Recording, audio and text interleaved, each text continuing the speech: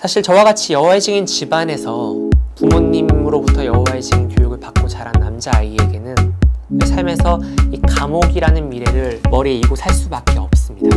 출소하면서 변호사 등록이 취소되었습니다. 하지만 이번 헌법재판소 위원 결정과 대법원의 전원합의체 무죄 판결로 희망을 다시 한번 갖게 됐고 세 번째 변호사 등록 신청을 앞두고 있습니다. 백종건 전 변호사입니다.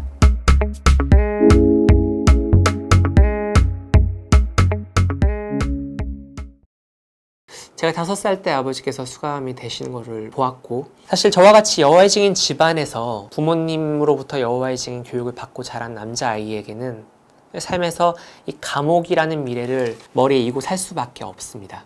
왜냐하면 늘 가족이든 형이든 친구든 여호와의 증인 회중, 여호와의 증인 교회 누군가는 늘 감옥에 있었습니다.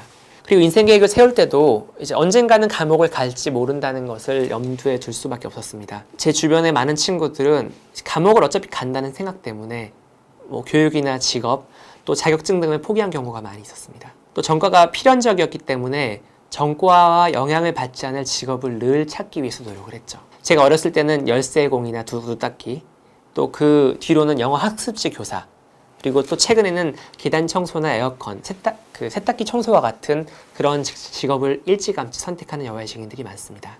그리고 저 같은 경우는 이제 법조인이었기 때문에 4주간의 훈련만 받으면 사실 민간인으로 돌아올 수 있었던 상황이긴 하였습니다. 사실 수감은 갑작스럽게 이루어졌습니다. 저 같은 경우는 이제 저뿐만 아니라 대부분의 양심병역업자들은 도망가지 않는다는 걸 알기 때문에 이제 검찰청 수사관이 전화를 합니다. 형이 확정된 거 아시죠? 그래서 몇 시까지 교도소 앞에서 보시죠? 이렇게 해서 전화를 직접 받으셨어요? 네. 그리고 감옥 안에서는 병역 거부자를 수용자, 죄수로 대하기보다는 마치 군대 대신에 대체복무를 하러 온 성실한 일꾼으로 대우하기 때문에 예상했던 것보다 어렵지 않게 지냈습니다. 사실 그 안에서 쓴 천통의 편지를 모두 다 법조인들 앞에서 보낸 건 아니고요. 언론이라든지 아니면 주변 다른 분들께 쓴 모든 편지를 포함해서 한 그 정도 편지를 썼습니다. 손편지를 쓰신 거예요? 그 안에서 컴퓨터를 못 쓰니까요. 네. 실제로 병역 거부자들을 감옥에서 어떻게 대우하는지, 우리가 대체복무를 하고 싶다고 무죄를 주장을 하지만 법원에서는 결국 너희 대체복무를 할 수 없다라고 해서 감옥에 보내지만 결국 감옥에서 이런 대체복무를 실제로 하고 있다. 이런 내용으로 이제 도움을 호소하는 이제 그런 편지를 보냈죠. 벌써 감옥에서 출소한 지 1년 반이라는 시간이 지났습니다. 이제 감옥에서 출소한 이후에 변호사 등록이 취소가 되어서 변호사로 일을 할 수도 없고 다른 일자리를 알아봐야 되는 상황이었습니다. 저도 제 자신과 가족을 또 부양해야 되는 상황이었으니까요. 사실 변호사법에서는 그 변호사법 5조에서 결격 사유로 이제 형사처벌을 받고 선고된 지 5년이 지나지 않은 자는 변호사가 될 수 없다라고 규정하고 있긴 합니다. 사실 그 취지는 변호사가 가지고 있는 공공의 신뢰성, 공정성, 그리고 윤리의식을 변호사에게 이제 강조하는 건데요. 하지만 양심병역 거부자에 대한 처벌은 일반적인 범죄와는 전혀 결이 다르다는 면에서 사실 신청을 하게 됐습니다.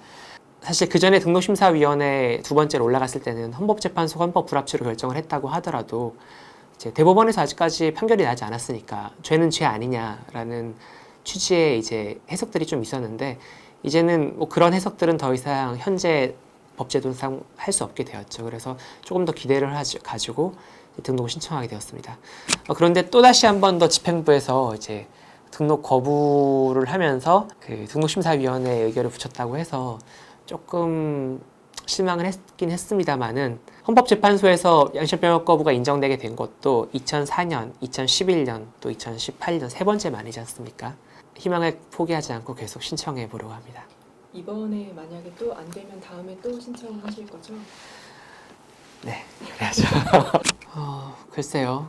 사실 그건 한 번도 생각해 보지 않은 문제긴 한데 주장의 근본적인 목적이 정말 그 대체복무를 통해서 국가에 기여시키거나 또는 공익에 부합해서 그런 주장을 한다고는 생각하지 않습니다. 사실 그런 주장을 많이 하시는 분들은 군복무가 너무 열악하기 때문에 그런 고통을 겪는 면에서도 평등해야 되는 거 아니냐라는 논리에서 시작된 거죠. 사실 저는 그런 주장의 타당성 여부를 떠나서 그런 주장하는 내면의 동기가 사실 어떻게 보면 부당하다고 보기 때문에 저는 그거에 대해서 어떻게 뭔가 논의가 있어야 된다고 생각하지는 않습니다. 네. 저는 사람마다 생각이 다를 수 있다고 생각합니다. 개인적으로 또 용어가 아주 중요한 문제라고 생각하지도 않습니다. 그리고 양심적이란 용어 때문에 불러일으킨 불필요한 논쟁들, 그리고 또 그 논쟁을 악용한 또 반대하시는 분들 때문에 사실 많은 오해 어려움을 겪었기 때문에 그런 어려움을 끝내기 위해서라도 용어를 변경하는 대안은 나쁘지 않다고 생각합니다. 하지만 그런 대안을 내놓은 시기가 좀 아쉽습니다. 예전에도 용어를 변경할 기회가 참 많이 있었거든요. 이 문제 해결을 위해서 또 오해를 줄이기 위해서 그런 용어를 진작에 바꾸자고 대안을 제시했다면 참 좋았을 것입니다. 하지만 두 최고 법원에서 이 문제를 해결한 이후에 뒤늦게 대안을 제시한 것은 좀 많이 아쉽습니다. 그리고 이미 아마 두 최고 법원에서 판결을 내리면서 양심적 병역 거부란 용어를 사용했기 때문에 실제로 대안을 제시하더라도 당분간은 그 두 용어가 다 혼재돼서 사용할 수밖에 없지 않나 저는 생각합니다. 사실 대법원이 양심적 병역 거부자의 양심을 판단하는 기준으로서 그 병역 거부자가 병역을 거부한 신념이 깊고 확고하고 또 진실해야 한다고 기준을 제시하고 있거든요. 저희가 가지고 있는 종교적 신념 중에는 병역을 거부하는 것도 있지만 그런 FPS 게임을 하지 않는 것도 저희 종교적 신념 중에 하나입니다.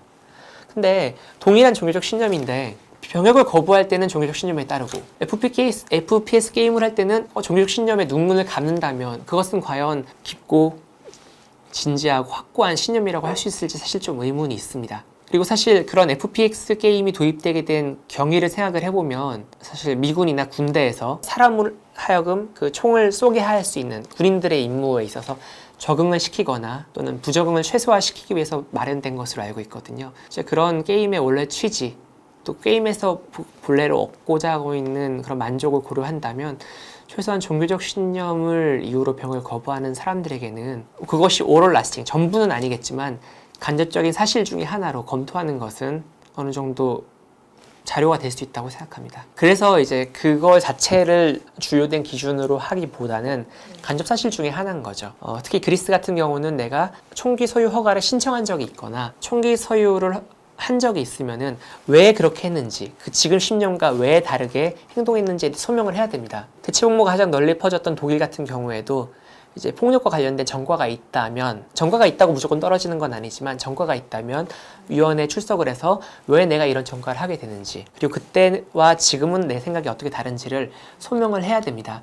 마찬가지로 그런 FPS 게임을 단 한 차례 했다거나 또는 어렸을 때 초등학생 때 했다거나 그런 것 자체만으로 그 사람을 판단할 수는 없는 거죠. 저 혼자가 아니라서 희망을 가지고 견뎌낼 수 있었습니다. 함께 싸워준 200명이 넘는 병역 거부자들, 그리고 이 문제에 힘을 보태주신 언론가, 또 법조계, 또 많은 판사님들, 또 국제사회, 저 혼자가 아니었기 때문에 힘을 낼 수 있었다고 생각합니다. 정말 많은 사람들의 노력과 인내와 고통으로 이 문제가 해결이 되는 걸 보면서 정말 깊이 감사하고 바위에다가 계란을 던지는 것이 아니었다는 거, 여러 사람들의 노력이 더해져서 깨질 것 같지 않았다는 그 큰 바위가 깨졌다는 것, 또 그 모습을 지켜볼 수 있었다는 것, 모두 다 감사하게 생각하고 있습니다.